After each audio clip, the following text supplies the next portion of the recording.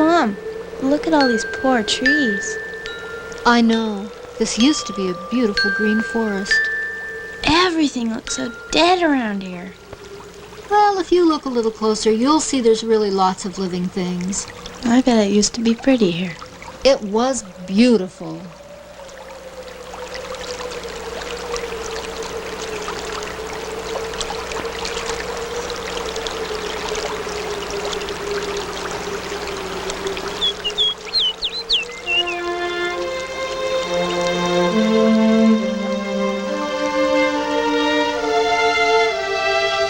Mount St. Helens, a 9,677-foot sleeping volcano nestled in the wild abundance of the Gifford-Pinchot National Forest in southwest Washington.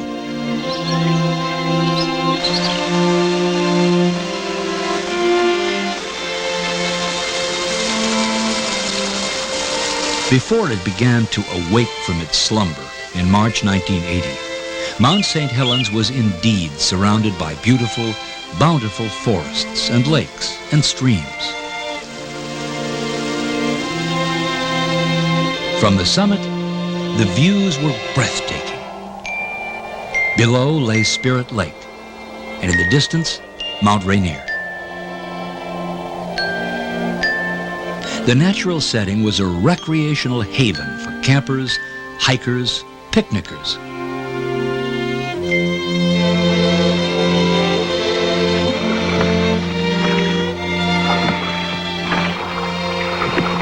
Thousands of children had their first camping and boating experiences on Spirit Lake at the YMCA's Camp Meehan and other youth camps.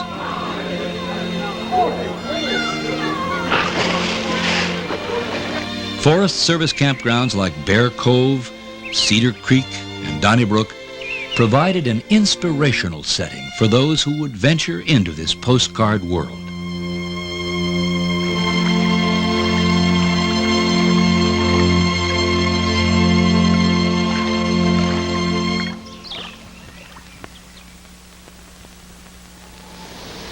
Though a sleeping volcano, Mount St. Helens was active many times in the history of the area, so much so that early Native Americans called it Fire Mountain.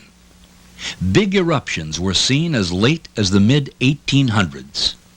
Then, the mountain seemed to go back to sleep again.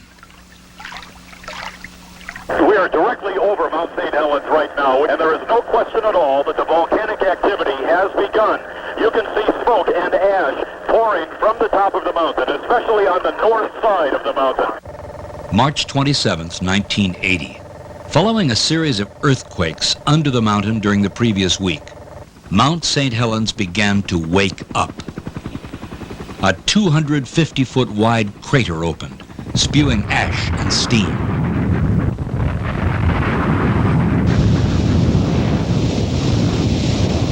It came as no surprise to geologists who had predicted 2 years earlier that Mount St. Helens would erupt before the end of the century. Volcano experts from the government, the University of Washington, and elsewhere rushed in with electronic equipment to measure the slightest twinge. 845. And a young scientist, David Johnston, of the U.S. Geological Survey, predicted a series of events which would later prove to be incredibly accurate. In the initial phases, we'd see probably very large eruptions that would extend high into the air.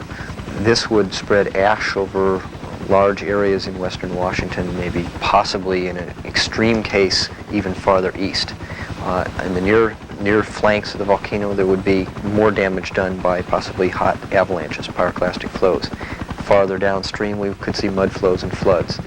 Because this is such a symmetrical volcano and because the crater is so high, if there's an explosion, it's probable that the debris, the very hot incandescent ash that would come down, could come down all sides. But right now, there's a very great hazard due to the fact that the glacier is breaking up on this side of the volcano, on the north side, and that could produce a very large avalanche hazard. By early April, the crater had expanded to 1,500 feet wide and continued to grow. The Forest Service had already closed portions of the Gifford-Pinchot National Forest surrounding the volcano. Those having homes, lodges, or camps in the area were urged to leave. Using a donated helicopter and a large drop box, the operators of the Spirit Lake Youth Camp began hauling out. Most were taking the warnings seriously. Still others were not impressed with the warnings. You don't mind working in the shadow of the mountain, then? No, not at all. There's nothing to be scared of. More dangerous than one of them trees falling on the backside than there is mountain of exploding. For 83-year-old Harry Truman, operator of St. Helens Lodge on Spirit Lake, the warnings fell on deaf ears. He wasn't moving anywhere. That's my life. Spirit Lake and Mount St. Helens is my life, folks. I've lived there 50 years. It's a part of me. That mountain and that lake is a part of Truman, and I'm a part of it.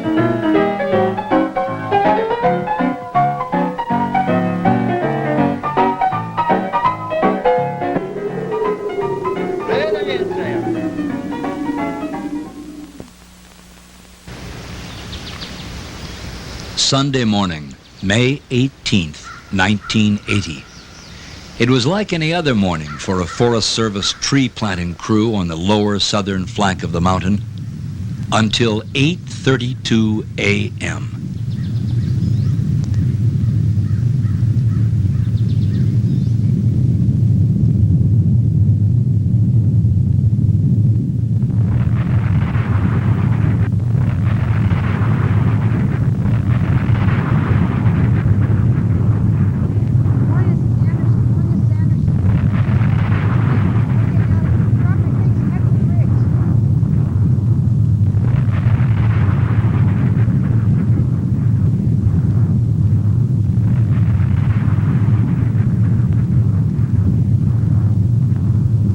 It seemed to happen in an instant. The whole top of the mountain, tons of ash, rock, and ice, rocketed into the stratosphere. The cloud reached some 15 miles up into the sky. The sight was spectacular. As most of you already know, we had a major eruption occurring at 8:32 approximately this morning on Mount St. Helens. It does appear that the northwest flank of the mountain seems to be gone. They have indicated that there have been some mud flows that come down the southeast flank of the mountain. Emergency procedures have been put into effect. At 10:15 this morning, Helens County reported that a 12-foot wall of water was coming down the Tula River, and this was verified by the Washington State Patrol. The raging wall of water caused by the melted ice and snow roared through a logging camp, picking up more debris as it went, knocking out bridges, cabins, and homes.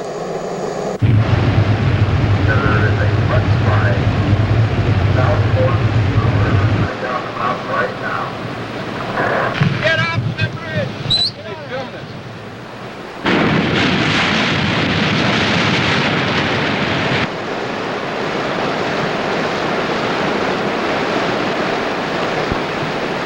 In a matter of hours, the flood surged under the Tula River Bridge on Interstate 5, forcing closure of the main arterial between Seattle and Portland. Entire forests with logs hundreds of years old passed by stunned onlookers. Eventually, the logs and mud reached the Columbia River, clogging the river channel and closing it to freighter traffic. But the wind was blowing the ash in a northeasterly direction, and at noon it was pitch black in much of central and eastern Washington. CITAM and CATS FM urges everyone to not panic. If you want to start getting out some water The supplies gritty now, clouds seemed to some like the end of the world. I'm sorry, the road is closed from here any further east. Okay. This is as far east as you can go. All over eastern Washington, people and other living things suddenly had to deal with a world full of ash. Ash from a plume that eventually spread around the world.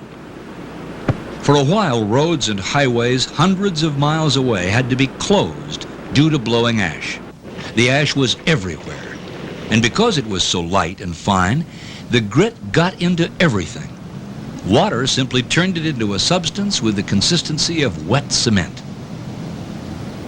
Meanwhile, the biggest rescue operation in the history of the Northwest was underway, involving military helicopter units, volunteers, and Forest Service employees, all coordinated by the county sheriffs. Look at this. It doesn't even look like the same country.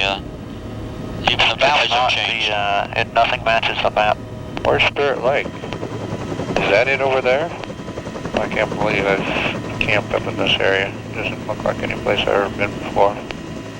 Rescue operations lasted for 2 weeks. 170 people were brought to safety, but 57 were dead or missing. Geologist David Johnston was at a scientific research station 6 miles northwest of the mountain. Harry Truman was at his lodge. Close to dry. Neither was ever found. Okay, I think we got a car down here on the left. Looks like a Japanese car of some type. From the perilous vantage point of a still photographer and the actual recorded transmission of a ham radio operator, we learned a lot about what actually happened in the whole northwest section and north section blown up. Plane it's coming up over the ridge towards me. I'm going to back out of here. Photographer Gary Rosenquist barely escaped. Radio operator Jerry Martin did not.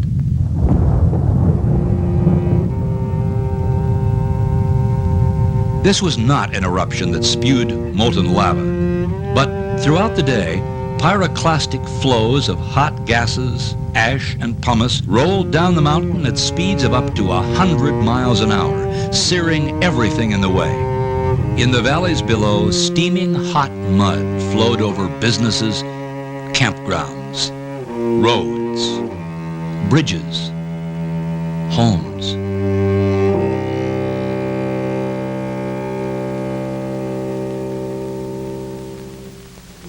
The blast had leveled about 40,000 acres of prime timber.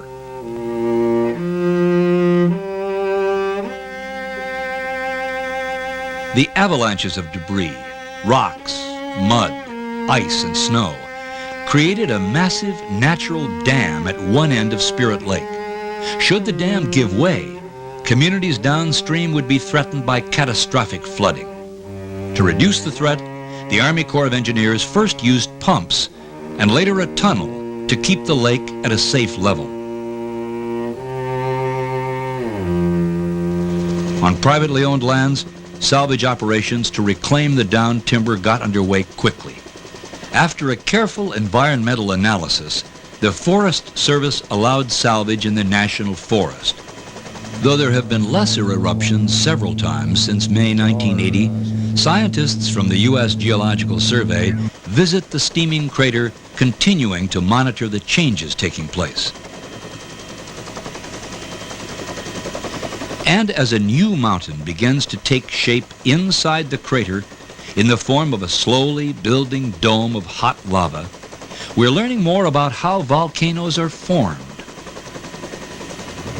Other researchers from the Forest Service, universities, and private research organizations are conducting ongoing research projects in areas affected by the eruption. All of them are seeking answers to such questions as, how did the eruption affect water, plants, and wildlife? How can we better predict eruptions? What can we learn about the formation of the Earth and its soils, and how life interacts? On the slopes of the mountain, scientists such as biologist Jim McMahon found that what looked like a dead environment was really very much alive. When I first visited the volcano in the summer of 1980 and looked out at the terrific amount of destruction, I found it almost impossible to believe that plants and animals could survive. To my amazement, and I think to the amazement of all my colleagues, as we began to look more carefully in places that had been leveled by even the most serious impacts of the volcano, we were able to find plants and animals that had survived.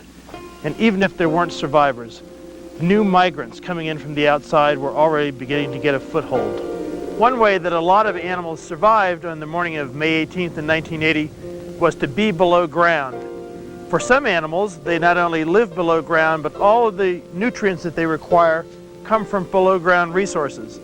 A good example of that is the animal that made this mound, a pocket gopher. Not only do pocket gophers stay underground and they can survive with the roots and bulbs that were underneath the volcanic material, but they actually help the new plants that are coming in to reestablish.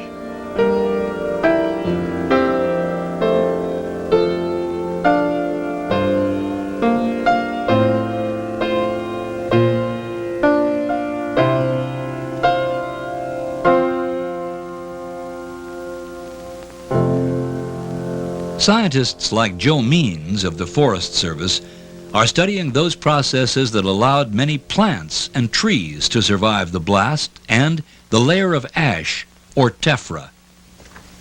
Here's a Pacific silver fir doing very well after coming out from under the snowpack and under the tephra, and some others not doing so well.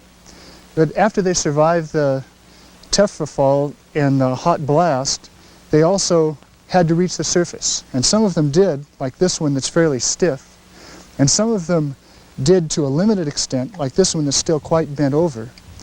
And some trees, such as this little silver fir here, could not. You can see he's fairly well stuck, no green foliage on his crown.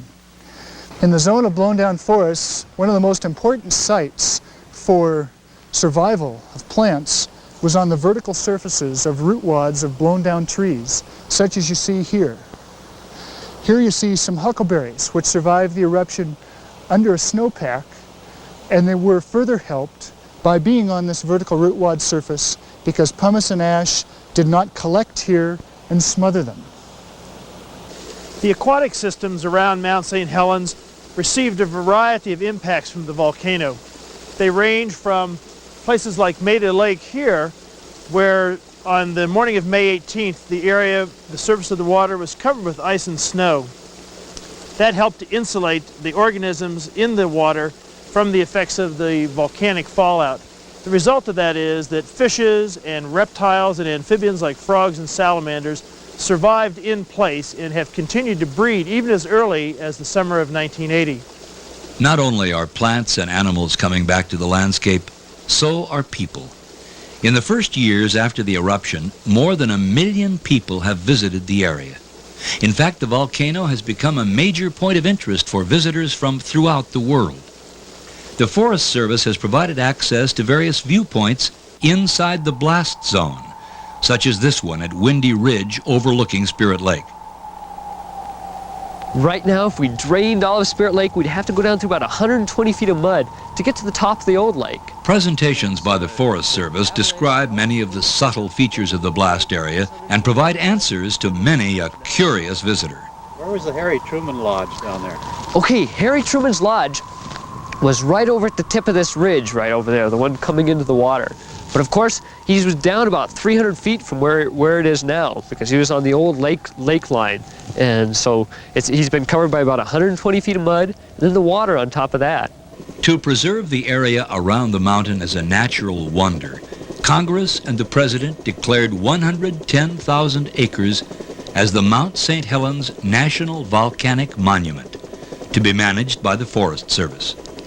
This assures that much of the area where the effects of the eruption are so dramatic will be allowed to recover naturally, so that present and future generations can get a close-up look at the rebuilding processes of nature. For those who can't make the trip to the blast zone, but who still have curiosities to satisfy, a visitor center has been established near Interstate 5. Displays and information are also provided at the Forest Service information stations on the way into the monument. For those who do travel to the blast zone, the first impression is one of utter bleakness. Many are saddened to see an area of such abundant beauty now transformed into a seeming wasteland. But as the days and years go by, what becomes awe-inspiring is the rebirth, the regrowth, the return of life. The beauty that was the attraction for so many before the eruption is returning, albeit at nature's own pace.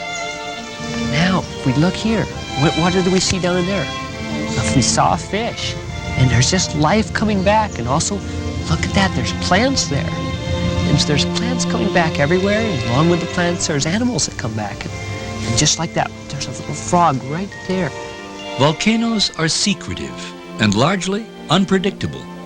Mount St. Helens may remain active for months, years, even centuries. But one thing for sure, it will continue to change. That's the way it is with volcanoes. For now, we have a landscape in transition, a rare opportunity to look into the Earth's window and learn more about our planet and the life that thrives upon it, and a chance to marvel at nature's persistent ability to heal what seem to be devastating wounds and to rebound and prosper with abundant life and beauty.